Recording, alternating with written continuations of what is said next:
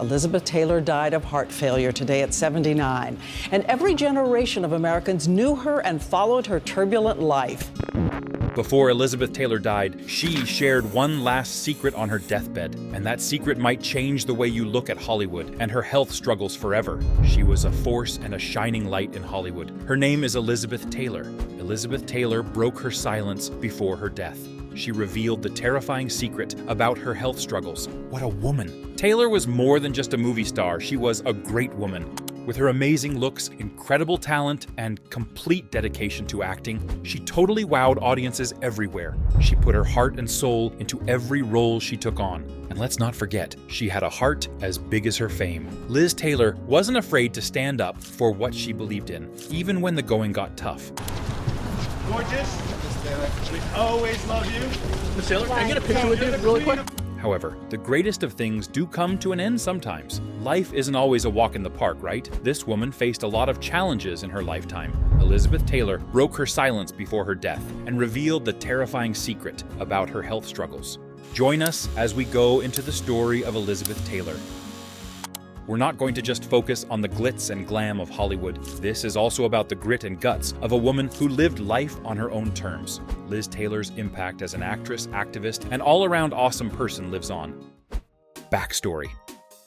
Elizabeth Taylor's background is as captivating as any Hollywood movie script. She was born on February 27, 1932, in Hampstead, London, England at Heathwood. She was the second child of American parents, Frances Len Taylor, an art dealer, and a stage actress, Sarah Southern, born Sarah Viola Warmbrought. Elizabeth Taylor was born into a family that held a high social standing. The people in her parents' circle included artists and politicians. Just from an early age, Elizabeth showed signs of future stardom, with her striking violet eyes and natural charisma.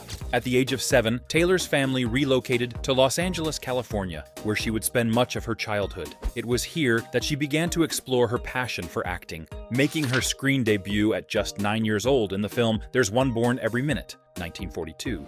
This early taste of fame ignited Taylor's desire to pursue a career in Hollywood, and she quickly established herself as one of the industry's most promising young talents. Take some care with the man you choose. Wine for mayor. Easy for us. Her contract ended within a year. Universal's casting director expressed disapproval of Taylor, saying that she lacked youthful appeal and did not fit the typical image of child stars like Shirley Temple and Judy Garland. Taylor herself later reflected on how her straightforward demeanor may have unsettled adults during her early years in Hollywood. She said, "Apparently, I used to frighten grown-ups because I was totally direct." Looks like she had been an interesting woman right from her childhood. Her budding career allowed her to become popular by her teenage years. In 1944, she landed her official first role as Velvet Brown in National Velvet. This officially made her a rising child star. Throughout the 1950s, Taylor made her reputation stronger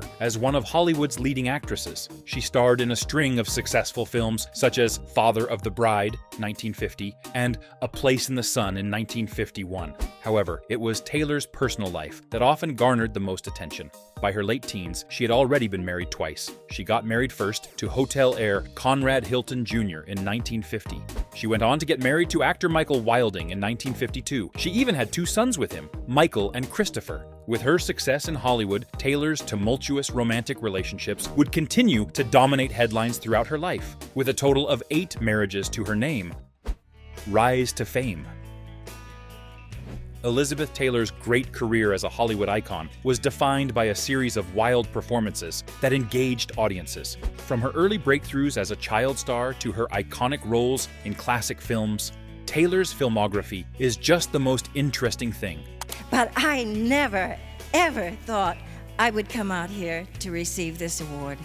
One of Taylor's earliest and most beloved roles came in the 1944 film National Velvet. She portrayed the spirited young equestrian Velvet Brown. Her enchanting performance as a plucky teenager was thrilling to watch. Velvet Brown is a girl that dreams of riding her horse to victory in the Grand National. She captured the hearts of audiences worldwide at just 12 years old. As Taylor went on into adulthood, as she continued to rise with standout performances in films such as Father of the Bride, 1950. In this film, she portrayed the radiant bride-to-be Kay Banks opposite Spencer Tracy. She was also a part of its sequel, Father's Little Dividend, 1951. These films showed Taylor's comedic timing and natural charm. Truly, she was a leading lady in Hollywood. In 1951, Taylor delivered a tour de force performance in the drama A Place in the Sun, where she starred opposite Montgomery Clift and Shelley Winters. She portrayed the conflicted socialite Angela Vickers excellently. It earned her her first Academy Award nomination for Best Actress, marking a turning point in her career. Elizabeth Taylor's talent and versatility were further showcased in Cleopatra, 1963, the epic historical drama. Here, she starred as the legendary Egyptian queen opposite Richard Burton. Despite the film's troubled production and mixed reviews, Taylor's mesmerizing performance captivated audiences. Don't get me started on her undeniable chemistry with Burton. What a woman! Throughout the 1960s and 1970s, Taylor continued to deliver standout performances in films such as Cat on a Hot Tin Roof, 1958, Suddenly, Last Summer, 1959, and Who's Afraid of Virginia Woolf, 1966. Elizabeth Taylor, acting as Martha in Who's Afraid of Virginia Woolf, earned her a second Academy Award for Best Actress. Now, how do you make the selection out of 5 of those girls? All legal and upright. And the winner is Miss Elizabeth Taylor. She was such a legend in her generation. In addition to her dramatic roles, Taylor also showcased her comedic chops in films like Butterfield 8 Inches, 1960, and The Taming of the Shrew, 1967. What a truly versatile actress. Relationship and marriage. Elizabeth Taylor's personal life was as captivating and chaotic as her on-screen performances. It was marked by a series of high-profile relationships, marriages, and family dynamics that more often than not played out in the public eye. Elizabeth Taylor was married 8 times to 7 different men. Note that the lucky man was Richard Burton. She married and divorced him twice. In terms of romantic involvement beyond her marriages, Taylor had relationships with several other notable figures in Hollywood, including Eddie Fisher and Michael Jackson, among others. Taylor's romantic entanglements began at a young age, with her first marriage to hotel heir Conrad Hilton Jr. in 1950, when she was just 18 years old. The union lasted less than a year, interestingly. It was plagued by rumors of infidelity and discord. It ultimately ended in divorce. In 1952, Taylor married British actor Michael Wilding, with whom she had 2 sons, Michael Jr. and Christopher. Despite the birth of their children, the marriage eventually shook and faltered under the strain of Taylor's thriving career and Wilding's struggles with alcoholism.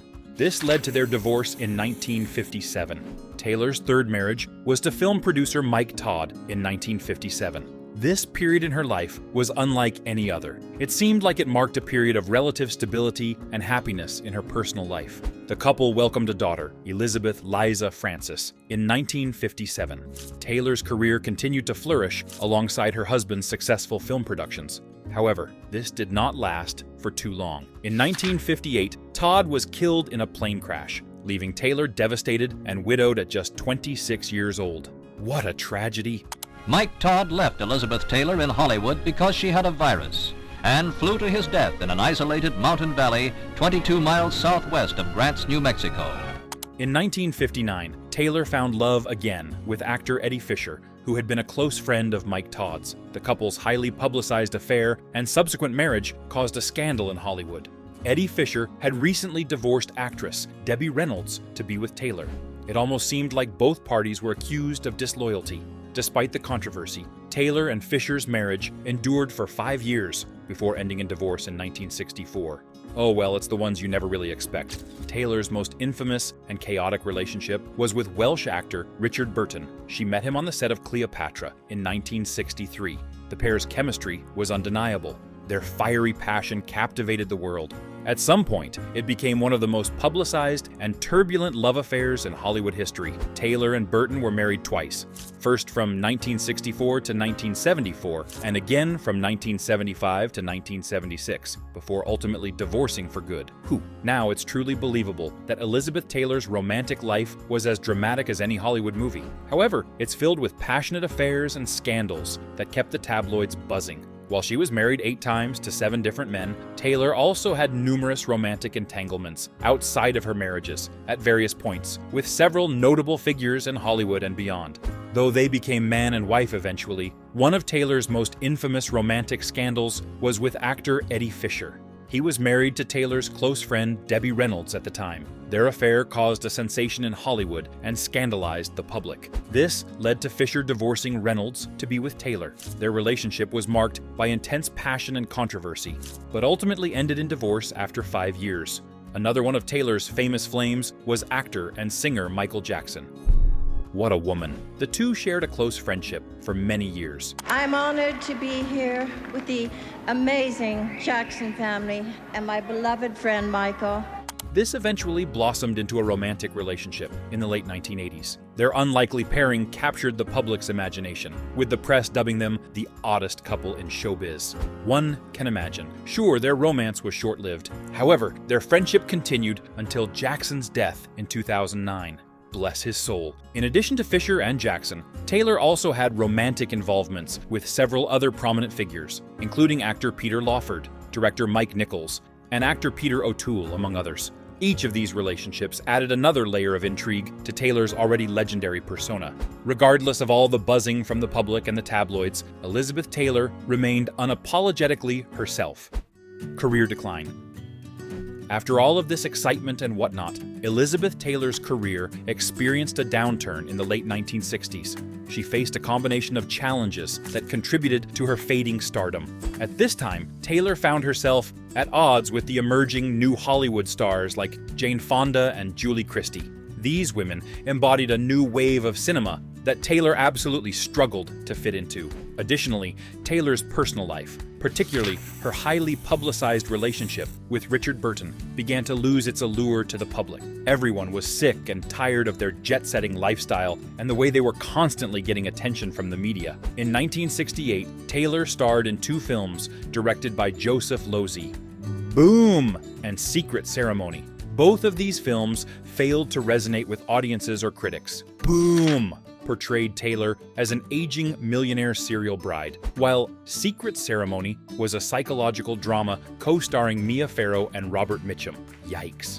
These films, along with Taylor's subsequent projects, did not recapture the magic of her earlier successes. Safe to say, they very much did contribute to her declining career trajectory. Sorry, Queen. Despite a brief resurgence in the early 1970s with films like X, Y, and Z, Under Milkwood, and Hammersmith is Out, Taylor's career simply failed to regain its former glory. While these films did get some positive reviews and accolades, they were overshadowed by Taylor's diminishing star power and the changing landscape of Hollywood.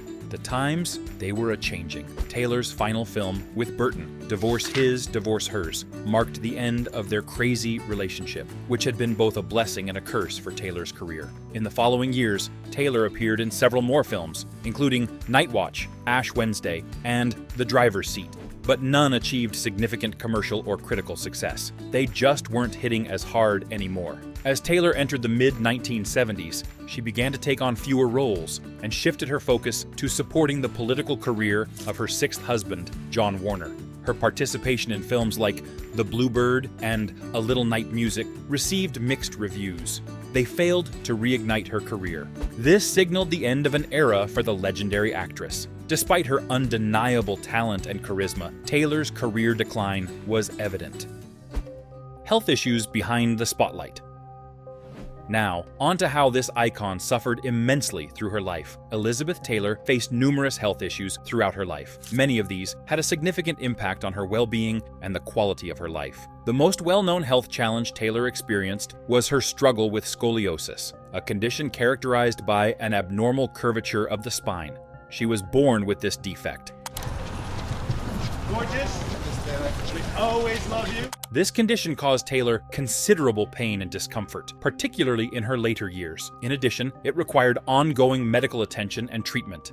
With all the film and engagements she had in her lifetime, it's so unbelievably difficult to realize that she was in this amount of pain. In addition to scoliosis, Taylor also battled various other health issues, including chronic back pain, arthritis, and osteoporosis. These conditions not only caused physical discomfort, but also limited Taylor's mobility and affected her ability to engage in everyday activities. Despite these health challenges, Elizabeth Taylor remained determined to live life to the fullest, refusing to let her ailments define or restrict her. All of this can only be valid up until a point, though. As Taylor aged, she also faced a number of serious medical issues, including heart problems and respiratory ailments. In 2004, she underwent surgery to repair a leaky heart valve, a procedure that required a lengthy recovery period and forced her to temporarily step away from the spotlight. Despite the risks associated with the surgery, Taylor emerged from the procedure with renewed vigor and continued to pursue her passions with the same gusto and determination as before. How does she even do it? Extracurricular activities. Elizabeth Taylor devoted herself to philanthropy and advocacy. She used her fame and influence to advocate for causes close to her heart. In the midst of her own health battles, she became a fearless advocate for AIDS research and awareness. She co-founded the American Foundation for AIDS Research and kept tirelessly raising funds to combat the disease. Taylor's efforts helped destigmatize HIV/AIDS and allowed wild advancements in treatment and prevention of AIDS. She definitely faced countless personal challenges, but Taylor did not waver in her commitment to making a difference in the world. She was dedicated to causes such as HIV/AIDS awareness, LGBTQ+ rights, and humanitarian aid. These endeared her to millions around the globe. She was not just a Hollywood icon, she was a force for positive change. Illness and death.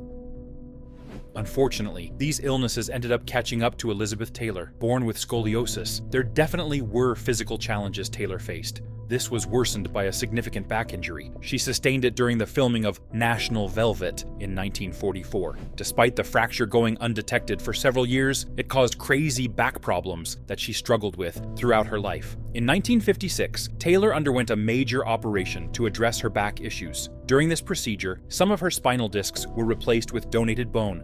But I've also found evidence of further damage done to her spine following 2 freak accidents later in life. This surgery was extremely necessary. However, it marked the beginning of a lifelong battle with various illnesses and injuries. All of them often required further medical intervention. Like all of this is not crazy enough. In 1961, Liz Taylor faced a near-fatal bout of pneumonia. This made a tracheotomy utmostly necessary. She had a surgical procedure on her trachea. This left her fighting for her life. But oh, was she resilient? Despite her resilience, Taylor's health continued to decline over the years. This was compounded by a series of additional medical procedures and complications. In 1968, she underwent an emergency hysterectomy, worsening her existing back problems and contributing to hip issues. This woman was in a lot of pain. Struggling with chronic pain, Taylor turned to alcohol and prescription medications for relief. This led to a minor addiction and a cycle of rehabilitation and relapse. Taylor's weight also became a source of concern, particularly in the 1970s. This happened following her marriage to Senator John Warner. Her struggles with weight gain prompted her to publish a diet book, Elizabeth Takes Off. This book details her experiences and attempts to regain control of her health. Throughout her life, Taylor's health battles took a toll on her career and personal life. Regardless of her wild talent and enduring popularity, her declining health limited her ability to work and participate in public events. As her health deteriorated in the last 2 decades of her life, Taylor became increasingly reclusive, rarely appearing in public, and focusing on managing her various ailments. Death. In March 2011, Taylor's long and courageous battle with illness came to an end when she passed away. She was 79 years old. Breaking news now out of Hollywood. Legendary film actress Elizabeth Taylor has died. She passed away this morning at the age of 79. Elizabeth Taylor's life was filled with triumphs and tribulations. She passed away at Cedars-Sinai Medical Center in Los Angeles. She died due to congestive heart failure, a condition that had been severe her in the final years of her life. Congestive heart failure occurs when the heart is unable to pump blood effectively. This leads to a buildup of fluid in the body and a decrease in oxygen delivery to the tissues. Taylor's diagnosis of this serious condition came in 2004, and despite ongoing medical treatment and management, her health continued to decline. In the weeks leading up to her passing, Taylor had been hospitalized due to complications related to her congestive heart failure. Despite the best efforts of her medical team, her condition deteriorated rapidly. She ultimately succumbed to the illness. Taylor's death was met with an outpouring of grief and tributes from around the world. Fans, friends, and colleagues mourned the loss of one of Hollywood's most iconic and beloved stars, remembering her for her talent, beauty, and humanitarian work. Her funeral took place the following day at Forest Lawn Memorial Park in Glendale, California. It was a private Jewish ceremony, presided over by Rabbi Jerome Cutler. Taylor had requested that the ceremony begin 15 minutes behind schedule, a final act of defiance and whimsy from the legendary actress. Elizabeth Taylor embodies the essence of the movie industry of the past century. Her death marked the end of an era in Hollywood.